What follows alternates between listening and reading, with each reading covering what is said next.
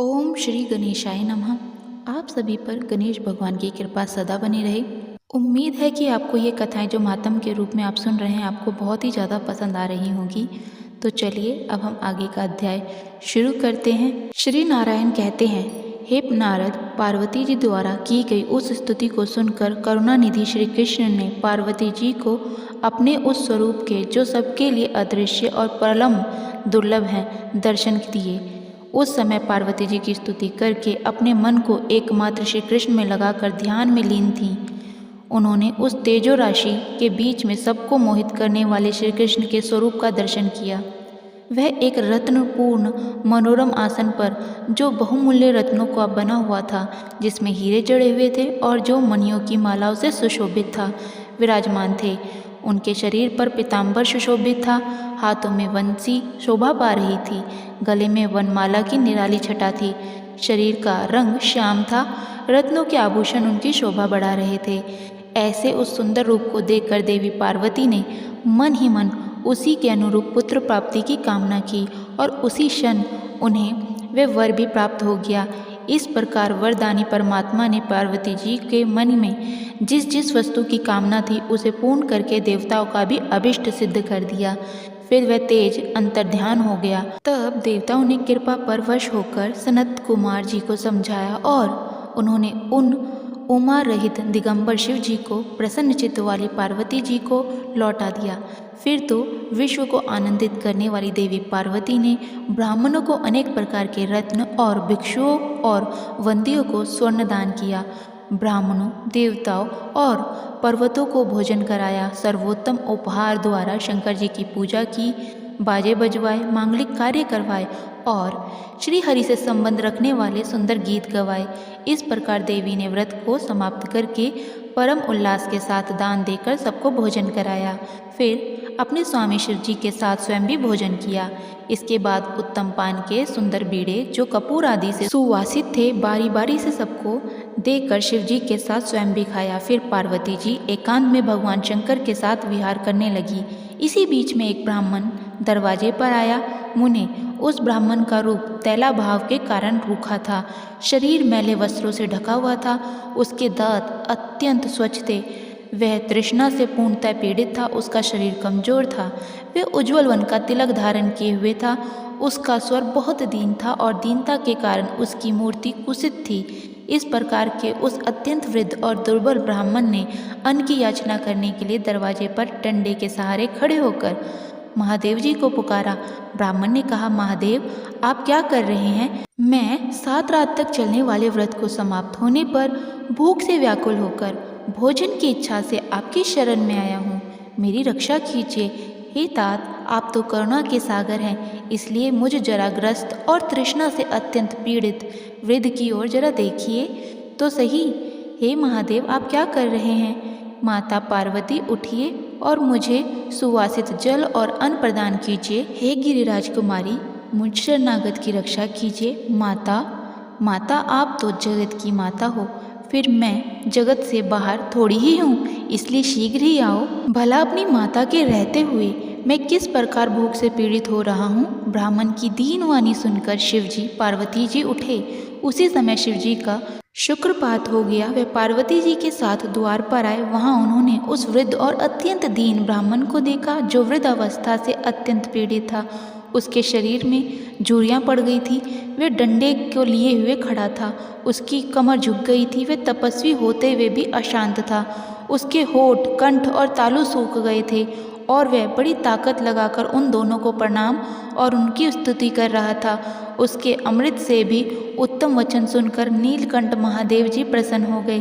तब वह मुस्कुराकर परम प्रेम के साथ उससे बोले, वेद वेताओं में श्रेष्ठ विप्र पर, इस समय मैं ये जानना चाहता हूँ कि आपका घर कहाँ है और आपका नाम क्या है, जल्दी बतलाइए। देवी पार्वती जी भी बोली, हे विप्र पर, कहाँ से आपका आना हुआ है? मेरा परम सौभाग्य था जो आप हमारे यहाँ पधारे। आप ब्राह्मण अतिथि होकर मेरे घर पर आए हैं, इसलिए आज तो मेरा जन्म ही सफल हो गया। हे ब्राह्मण देवता, अतिथि के शरीर में देवता, ब्राह्मण और गुरु निवास करते हैं, इसलिए जिसने अतिथि का आदर सत्कार कर लिया उसने मानो तीनों लोकों की पूजा कर ली। और अतिथि के चरणों में तो सदा तीर्थ भी विद्यमान होते हैं, इसीलिए अतिथि के चरण प्रलाक्षण के अर्थात पैर धोने वाले जल से निश्चय ही समस्त तीर्थों का फल भी प्राप्त हो जाता है। जिसने अपनी शक्ति के अनुसार यथोचित रूप से अतिथि की पूजा कर ली, उसने मानो सभी तीर्थ में स्नान कर लिया और सभी योगों में दीक्षा ग्रहण कर ली। इसलिए कहते हैं अतिथि देवो भव। भारतवर्ष में भक्ति पूर्वक अतिथि का पूजन जिसने कर लिया उसके द्वारा मानव धरती पर संपूर्ण महादान कर लिया गया हो, क्योंकि वेदों में वर्णित जो नाना प्रकार के पुण्य हैं वह और उनके अलावा अन्य पुण्य कर्म भी अतिथि सेवा की 16वीं कला की बराबरी भी नहीं कर सकते। इसलिए जिसके घर से अतिथि अपमानित होकर लौट जाता है, उस गृहस्थ के पितर देवता, अग्नि और गुरुजन भी उससे अपमानित होकर उसी अतिथि के पीछे पीछे चले जाते हैं। जो अपने अभिष्ट अतिथि की अर्चना नहीं करता, उनका आदर सत्कार नहीं करता, वे बड़े बड़े पापों को प्राप्त कर लेता है। जिसे सुनकर ब्राह्मण देवता कहने लगे, हे देवेज, आप तो वेदों के ज्ञान से संपन्न हैं, इसलिए वेदोक्त विधि से पूजन कीजिए। माता, मैं भूख प्यास से पीड़ित हूँ।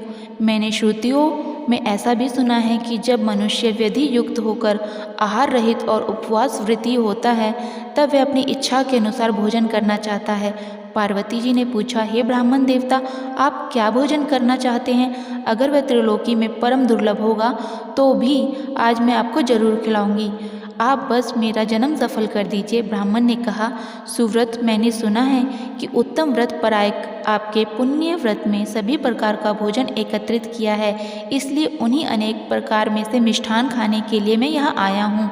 मैं तो आपका पुत्र हूँ। जो मिष्ठान तीनों लोक में दुर्लभ है, उन पदार्थों को मुझे देकर आप सबसे पहले मेरी पूजा करें। साध्वी, वेदवादियों का कहना है कि पिता 5 प्रकार के होते हैं, माताएं अनेक तरह की कही जाती हैं और पुत्र के भी 5 प्रकार हैं।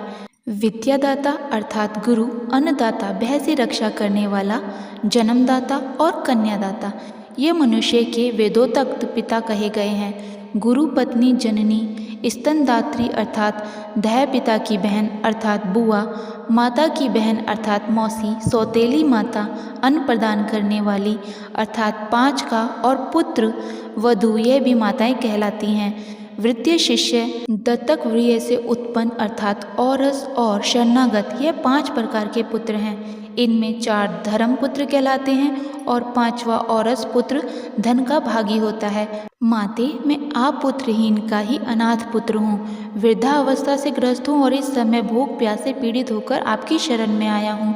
हे गिरिराज किशोरी, अन्नों में श्रेष्ठ पूड़ी, उत्तम उत्तम के पके हुए फल, आटे के बने हुए तरह तरह के पदार्थ, काल देशानुसार उत्पन्न हुई वस्तुएं, पकवान, चावल के आटे का बना हुआ तिकोना पदार्थ, विशेष दूध, गन्ना, गुड़ के बने हुए द्रव्य, घी, दही, अघनी का भात, घी में पका हुआ व्यंजन, गुड़ मिश्रित तिलों के लड्डू, मेरी जानकारी से बाहर सुधा तुल्य अनेक वस्तुएं, कपूर आदि से सुवासित सुंदर श्रेष्ठ तांबुल, अत्यंत निर्मल और स्वादिष्ट जल, इन सभी सुवासित पदार्थों को जिन्हें खाकर मेरी सुंदर तोंद हो जाए, मुझे प्रदान कीजिए। आपके स्वामी सारी संपत्तियों के दाता और त्रिलोकी के सृष्टिकर्ता हैं और आप संपूर्ण ऐश्वर्य को देने वाली महालक्ष्मी स्वरूपा हैं। इसलिए आप मुझ रमणी सिंहासन, अमूल्य रत्नों के आभूषण, अग्नि, सुंदर शुद्ध वस्त्र, अत्यंत दुर्लभ श्रीहरि का मंत्र, श्रीहरि में सुदृढ़ भक्ति, मृत्युंजय नामक ज्ञान, सुख प्रदायिनी दान और शक्ति और सर्व सिद्ध कीजिए। हे सती माता, आप ही सदा श्रीहरि की प्रिया और सर्वस्व प्रदान करने वाली शक्ति हैं। इसलिए आपके लिए, अपने पुत्र के लिए भला कौन सी वस्तु अदय है? मैं उत्तम धर्म तपस्या में लगे हुए मन को अत्यंत निर्मल करके सारा कार्य करूँगा, परंतु जन्म हेतु कामनाओं में नहीं लगूंगा, क्योंकि मनुष्य अपनी इच्छा से कर्म करता है। कर्म से भोग की उत्पत्ति होती है और वे भोग शुभ और अशुभ दो प्रकार के होते हैं और वही दोनों सुख और दुख के कारण होते हैं। जगदम्बिके, ना किसी से दुख होता है ना सुख, सब अपने अपने कर्म का ही भोग है। देवी, आपकी तपस्या और पूजन तो लोक शिक्षा के लिए है, क्योंकि आप नित्य स्वरूपा सनातनी देवी हैं और समस्त कर्मों का फल प्रदान करने वाली हैं। प्रत्येक कल्प में श्री कृष्ण गणेश रूप से आपके पुत्र बनकर आपकी गोद में आते हैं। ऐसा कहकर वह ब्राह्मण तुरंत अंतर ध्यान हो गए। वे परमेश्वर इस प्रकार अंतर ध्यान होकर बाल रूप धारण करके महल के भीतर स्थित पार्वती जी की शैया पर जा पहुँचे और जन्मे हुए बालक की तरह घर के छत की भीतर भाग की ओर देखने लगे। उस बालक के शरीर की आभा अत्यंत सुंदर और शुद्ध चंपक के समान थी। उसका प्रकाश करोड़ों चंद्रमा की तरह उद्दीप्त था। सब लोग सुखपूर्वक उसी की ही ओर देख सकते थे। वह नेत्रों की ज्योति बढ़ाने वाला था। कामदेव को विमोह करने वाला उसका अत्यंत सुंदर शरीर था। उसका अनुपम मुख शरद पूर्णिमा का उपहास कर रहा था। सुंदर कमल को तिरस्कृत करने वाले उसके सुंदर नेत्र थे। ओष्ठ और अधर पुट ऐसे लाल थे कि उसे देखकर पका हुआ बिंब फल भी लज्जित हो जाता था। संपूर्ण त्रिलोकी में कहीं उसकी कोई उपमा नहीं थी। इस प्रकार वह रमणी शैया पर सोया हुआ शिशु हाथ पैर उछाल रहा था। तब श्री नारायण कहते हैं, मुने, एक इस प्रकार से जब श्री हरि जी को एक ब्राह्मण के रूप में ही वहाँ पधारे थे, अंतर्ध्यान हो गए, तब देवी पार्वती जी और शंकर जी ब्राह्मण की खोज करते हुए चारों ओर घूमने लगे। उस समय देवी पार्वती कहने लगी, हे विप्र, आप तो अत्यंत वृद्ध और भूख से व्याकुल थे। हे तात, आप कहाँ चले गए? विभो, मुझे दर्शन दीजिए और मेरे प्राणों की रक्षा कीजिए। अब देवी भगवान शिव से कहने लगी, शिवजी जल्दी उठिए और उन ब्राह्मण देव की खोज तो कीजिए। वे तो क्षण मात्र के लिए ही उदास मन वाले हम लोगों के सामने आए थे। परमेश्वर, अगर भूख से पीड़ित अतिथि गृहस्थ के घर से अपोजित होकर भूखा ही चला जाता है तो क्या उस गृहस्थ का जीवन व्यर्थ नहीं हो जाता? यहाँ तक कि उसके पितर द्वारा किए गए पिंडदान और तर्पण को भी ग्रहण नहीं करते और अग्नि उसकी दी हुई आहुति और देवगण उसके द्वारा निवेदित पुष्प और जल भी स्वीकार नहीं करते। उस अपवित्र को हव्य, पुष्प, जल और द्रव्य सभी मदिरा के समान हो जाता है। उसका शरीर मदिरा के समान और स्पर्श पुण्य नाशक हो जाता है। इसी बीच वहाँ एक आकाशवाणी हुई, जिसे शोक से अतुर और विकाल से युक्त देवी ने सुना। आकाशवाणी ने कहा, हे जगन्माता, शांत हो जाओ और मंदिर में अपने पुत्र की ओर जरा देखो तो सही। वे साक्षात गोलोक अधिपति पूर्णम परमात्मा श्री कृष्ण हैं और सुपुण्य व्रत रूपी वृक्ष को सनातन फल हैं। योगी लोग जिस अविनाशी तेज को प्रसन्न मन से निरंतर ध्यान करते हैं, वैष्णव गण और ब्रह्मा, विष्णु और शिव आदि देवता जिनके ध्यान में लीन रहते हैं, प्रत्येक कल्म में जिस पूजनीय की सबसे पहले पूजा होती है, जिनके स्मरण मात्र से सभी विघ्न नष्ट हो जाते हैं और जो पुण्य की राशि स्वरूप हैं, मंदिर में विराजमान अपने उस पुत्र की ओर जरा देखो तो सही। प्रत्येक कल्प में आप जिस सनातन ज्योति रूप का धारण ध्यान करते हो, वही आपका पुत्र है। यह मुक्तिदाता और भक्तों के अनुग्रह का मूर्त रूप है। जरा उसकी ओर निहारो तो, जो आपकी कामना पूर्ति का बीज तप रूपी कल्प वृक्ष का फल है और लावण्य में करोड़ों कामदेवों को भी निंदा करने वाला है। अपने उस सुंदर पुत्र को देखो। देवी, आप क्यों विलाप कर रही हो? अरे, यह कोई भूखा ब्राह्मण नहीं है, यह तो विप्रवेश में स्वयं जनार्दन है। अब कहाँ वह वृत्त और कहाँ वह अतिथि? ऐसा कहकर आकाशवाणी मौन हो गई। तब उस आकाशवाणी को सुनकर देवी पार्वती भयभीत होकर अपने महल के अंदर गई। वहाँ उन्होंने शैया पर सोए हुए बालक को देखा। वह आनंद पूर्वक मुस्कुराते हुए महल की छत के भीतरी भाग को देख रहा था। उसकी प्रभा सैकड़ों चंद्रमा के समान थी।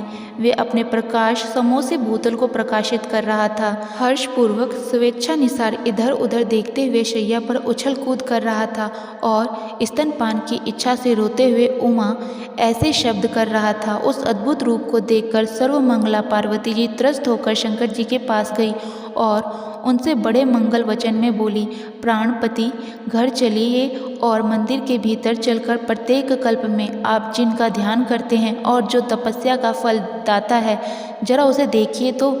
जो पुण्य का बीज महोत्सव स्वरूप पुत्र नामक नरक से रक्षा करने का कारण और भवसागर से पार करने वाला है।